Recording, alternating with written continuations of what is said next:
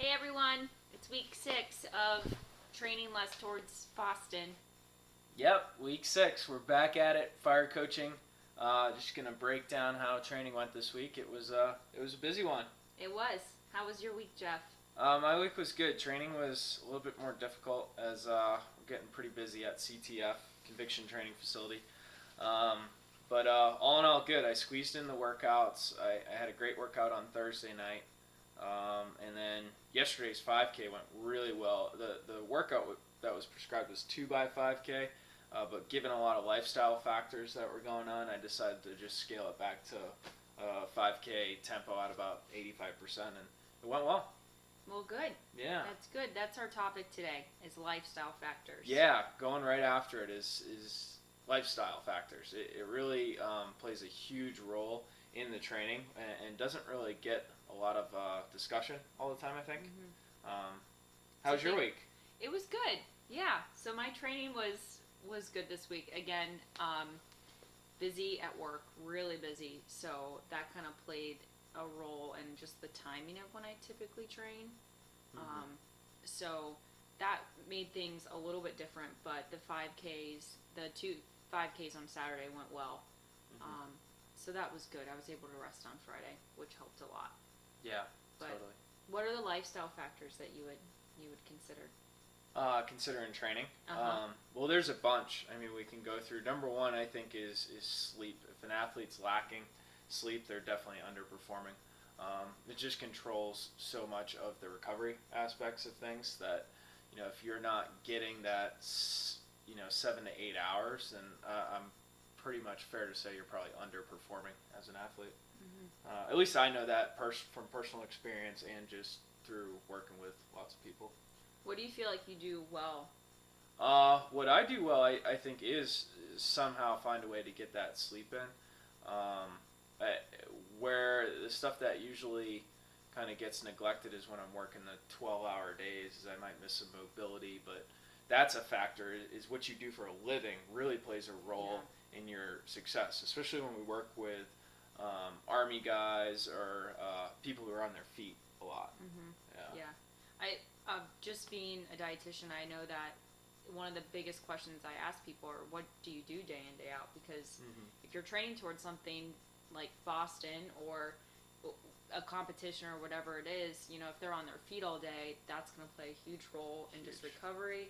And if they sit all day too. Yeah. Like that's another thing that is a huge lifestyle factor. Sitting disease, just in general, the mobility of your hips gets destroyed when you're sitting down. I mean, we shouldn't even be sitting down doing this podcast right now. No, we should be standing. We should be We standing. should be jumping up and down. Yeah.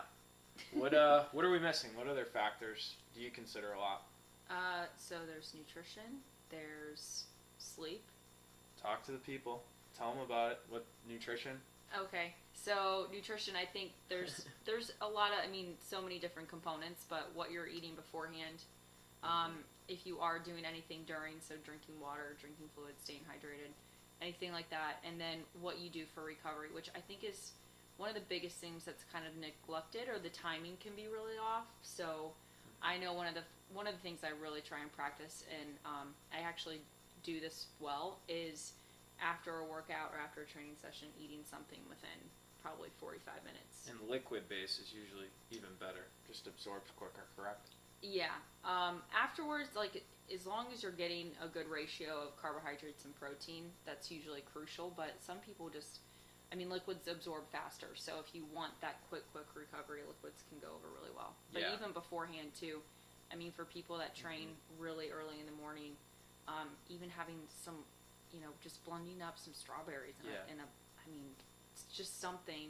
Ideally with some protein, though. I'm always a big proponent of, getting all the macronutrients into, a meal at times. No, that's good. But yeah, never starting a workout in deprivation mode. If you're hungry, it's not going to be a good workout. You may as well call it a day. It's a good rule of thumb. You should never leave a workout feeling starved, because then you didn't make the most out of your workout. Yeah, and that's a huge factor in training. We got to make the most out of every single workout, especially with the volume being so low. Is I think we pride the fire method on the quality of the workouts. Yeah. Yeah, And if your lifestyle factors are all out of whack, like the quality of your sleep, your nutrition, working too many hours, that's all gonna kind of get translated back to the training aspect. I even think stress too, when Huge. we don't take time to just do other things that make us happy or spend time with friends and family and stuff like that, then you get kind of caught up, and the training just isn't going to be as rewarding, it's not going to be as fun, and so I feel like I've been in training cycles like that where you just get so in the zone where you forget about the real world, and it seems like the better training cycles are when you're able to spend time with friends, family, not be stressed out about stuff. That's just a recipe for disaster. Yeah. So what do you have going on this week? What are you looking forward to? This week, it's going to be a busy week at CTF, so no complaints there. But we got some good workouts planned that we're going to start to ramp the volume a little bit. We're looking at doing another race this weekend as a time trial, because the 5Ks were tempo 5Ks this weekend. So we'll hit a time trial and then maybe do a little extra after, depending on how we're feeling. I've never done that before, so that'd be kind of cool to do like a race and then incorporate some sort of training run afterwards. Yeah, I mean, hitting the time trial and then doing a tempo or even a time trial real close to that is a freaking awesome strategy. I don't see enough people do it. I have seen people do 5Ks and then go run their 15-mile long run, which I don't really see the point there. But that's cool. That's another discussion. Well, nothing from me. It's going to be a busy week. Busy week? Yeah, it's going to be really busy. You ready to go? You excited? I'm ready to go. Boston's like 2 months away. We're closing in. Yep. But time trials are there. Feeling good. Yeah, this has been a good protocol so far. Cool. Yeah. I think that's a wrap for this week.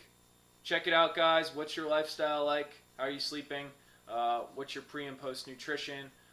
Stress levels. Okay, are you standing? Are you sitting? How's your mobility? Think about all those things. They play a huge, huge role in what's going to happen to those times.